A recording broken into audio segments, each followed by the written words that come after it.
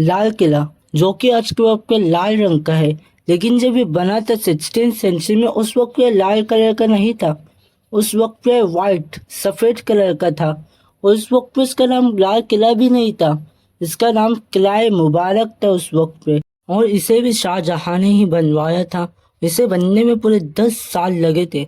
इसकी कंस्ट्रक्शन 1638 में शुरू हुई थी और 1648 में बन के तैयार हो गया था। और इसे बनाने का असल मकसद था, शाहजहां जो कि उस वक्त पर मुगल एम्पायर के राजा थे, उन्होंने अपनी कैपिटल आगरा से बदल के दिल्ली कर दी थी। तो फिर दिल्ली में लाल किला, जिसे उस वक्त पर किला मुबारक कहते थे, ये राजा के रहने के लिए बनाया गया था। इसे उस वक्त पे व्हाइट लाइमस्टोन से बनाया गया था, लेकिन ये जो मटेरियल था ये वक्त के साथ ढह गया, खराब हो गया।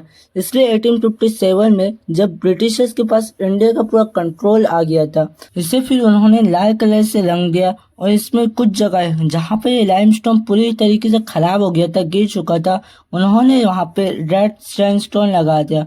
और फिर इसी टाइम से ही इसे रेड फोर्ट, लाल किला कहना शुरू कर दिया गया, वरना इसका ओरिजिनल असली नाम किला मुबारक था। नंबर 2, ये लाल किला ओल्ड दिल्ली में है, जिसे शाहजहानाबाद भी कहा जाता है, क्योंकि इस शहर को शाहजहां ने बसाया था, इसलिए इसका नाम शाहजहानाबाद रखा गया। और ये लाल किला जब बना था, ये इसकी शुरुआत थी ओल्ड दिल्ली की, शाहजहानाबाद की। Number 3, red fort. कई सारे लोगों को लगता है कि ये बस एक बिल्डिंग है, लेकिन असल में ये एक पूरा का पूरा कॉम्प्लेक्स है।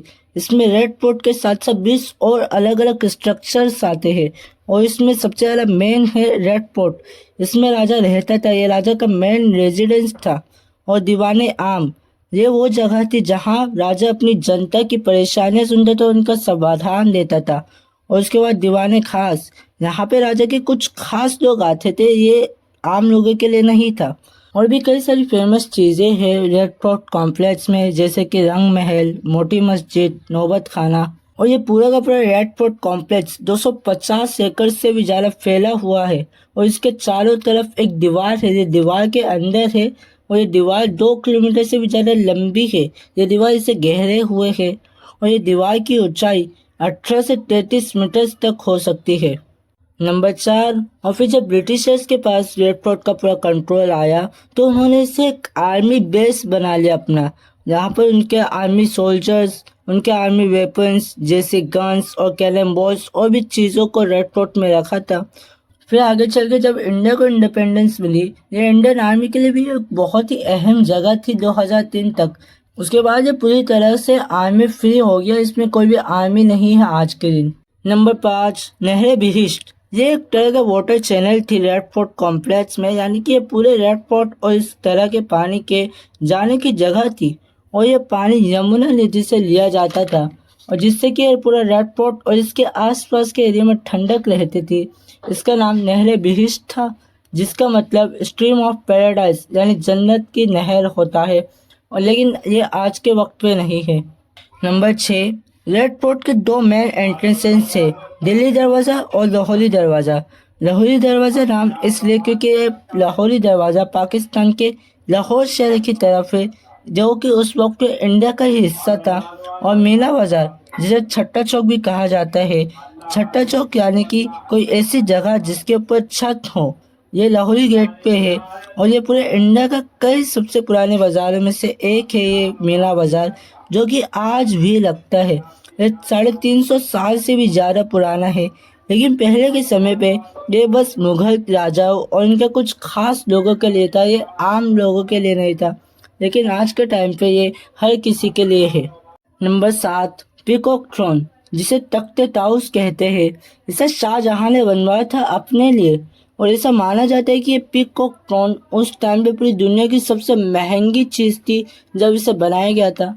ऐसा माना जाता है कि इसे उस टाइम पे बनाने में 1 करोड़ रुपए से भी ज़्यादा लगे थे, जो कि पूरे के पूरे ताजमहल के डबल पैसों के बराबर होता है।